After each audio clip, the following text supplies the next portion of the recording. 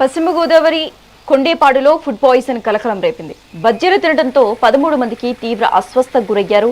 వీరిలో 4 బాధితులను తణుకు ప్రభుత్వ ఆసుపత్రికి తరలించారు. 3 పరిస్థితి ప్రస్తుతం విషమంగా ఉండటంతో వారిని భీమవరంలోని ప్రైవేటు హాస్పిటల్లో చికిత్స అందిస్తున్నారు. బాధితుల్లో 3 ఏళ్ల చిన్నారితో పాటు గర్భిణి సూర్యకుమారి కూడా ఉన్నారు. బజ్జీలు తిని వెంటనే వాంతులతో అపస్మారక స్థితికి వెళ్లారని కుటుంబ సభ్యులు తెలిపారు.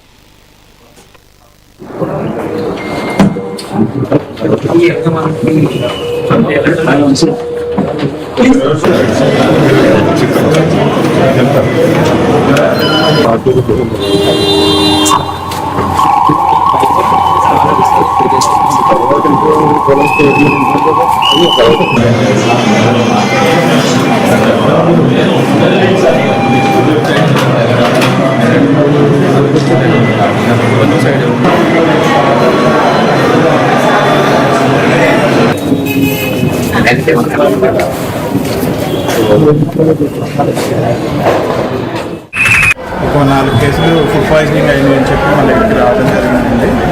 కొండేపాడు విలేజ్ గణపురం మండలం నుంచి. ఇందులో ముగ్గురు కొంచెం వచ్చినప్పుడు ఎక్కువగా ఉన్నారు. బీపీ అది కూడా కొంచెం తక్కువ ఉంది. బీపీ అది స్టెబిలైజ్ చేసాము. డిస్ట్రిక్ట్ అథారిటీస్తో కూడా కోఆర్డినేట్ చేసి బెటర్ ట్రీట్మెంట్కి మొత్తం అంటే వేరే వేరే ప్లేసెస్లో కలిపి ఒక 13 మంది ఉన్నారండి. అందరినీ కూడా మెరుగైన వైద్యం అందించడానికి భీమవరం ఇన్స్ట్రక్షన్స్ ఇచ్చారు. ఇప్పుడు మన దగ్గరకు వచ్చిన 3 కేసెస్ కొంచెం క్రిటికల్గా ఉన్నాయండి. వాళ్ళని స్టెబిలైజ్ చేసి భీమవరం ఇంపీరియల్ హాస్పిటల్ షిఫ్ట్ చేశారు. వెంకటలక్ష్మి అనే ఆవిడంటే 40 years female, Deepika 28 years female, Danamma 35 female అండి. ఈ ముగ్గురిని స్టెబిలైజ్ చేసి ఇంపీరియల్ హాస్పిటల్కి బెటర్ ట్రీట్మెంట్కి షిఫ్ట్ చేశారు. ఇప్పుడు ప్రజెంట్ టోటల్ 13 మెంబర్స్ దీంట్లో ఇన్సిడెంట్ అసలు ఏం జరిగిందంటారు అంటే వాళ్ళు చెప్పడం ఎవరో ఇచ్చారు అని చెప్తున్నారండి. బజ్జీలు తిన్నామని చెప్తున్నారు అందరూ కామన్గా. యాక్చువల్గా ఏంటంటే ఎక్కువగా ఫిమేల్స్ని చిల్డ్రన్ ఎఫెక్ట్ అయ్యారు. మేల్స్ అందరూనేమో ఆల్రెడీ వర్క్ చేసుకోవడానికి మార్నింగ్ వెళ్ళిపోయారు. సో వాళ్ళకి కూడా క్లియర్ ఇన్ఫర్మేషన్ ఒక ఆవిడే డిస్ట్రిబ్యూట్ చేశానంట బజ్జీలు. ఒక ఆవిడ ఇచ్చారు, మేము తిన్నామని చెప్తున్నారు. మొత్తం ఎంతమంది తిన్నారంటే మొత్తం అంటే మనకి ప్రజెంట్ 13 మెంబర్స్ ఉన్నారండి. ప్రజెంట్ భీమవరం హాస్పిటల్స్లో 5 ఉన్నారండి. ఇంపీరియల్లో ఫార్మా హాస్పిటల్.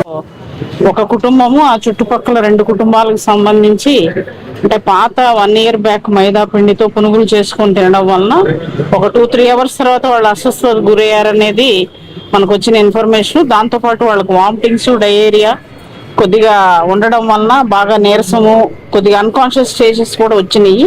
కాబట్టి ఇక్కడ అన్ని హాస్పిటల్స్లో కూడా మరి జిల్లా కలెక్టర్ గారు, గౌరవ ఎమ్మెల్యే గారి సూచనలతోటి అంత అప్రమత్తంగా ఉండి మానిటర్ చేస్తూ ఉన్నాము.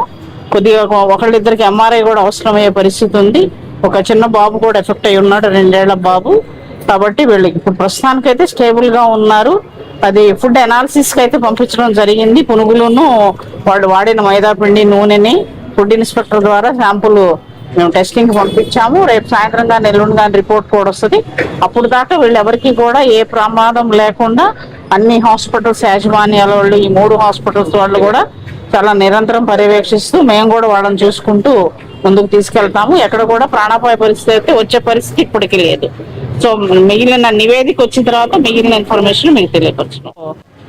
ఈరోజు ఉంగుటూరు నియోజకవర్గం పశ్చిమ గోదావరి జిల్లాలో గణపవరం మండలం కొండేపాడు గ్రామంలో అక్కడ మైదా పిండితో బజ్జీలు వేసుకుని తినటం వల్ల 12 మందికి అవస్థకు గురయ్యి ఆరోగ్య పరిస్థితి కొంచెం ఇబ్బందికరంగా ఉంటే వాళ్ళందరినీ కూడా ఇమ్మీడియట్గా అధికారులు, అక్కడ ఉన్న ప్రజాప్రతినిధులు అందరూ కూడా హాస్పిటల్కి షిఫ్ట్ చేయటం. ఇక్కడికి వచ్చిన తర్వాత డాక్టర్స్తో అందరితో మాట్లాడితే వాళ్ళందరితో కూడా స్టేబుల్గా ఉంది.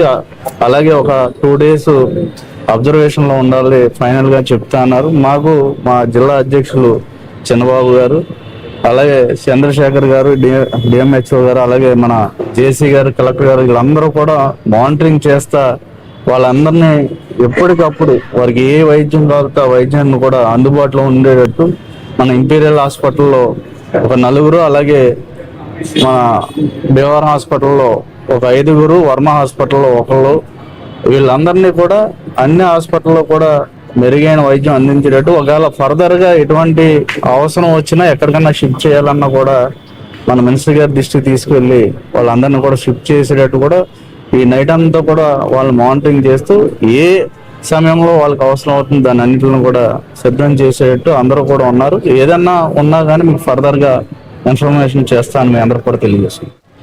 ఈరోజు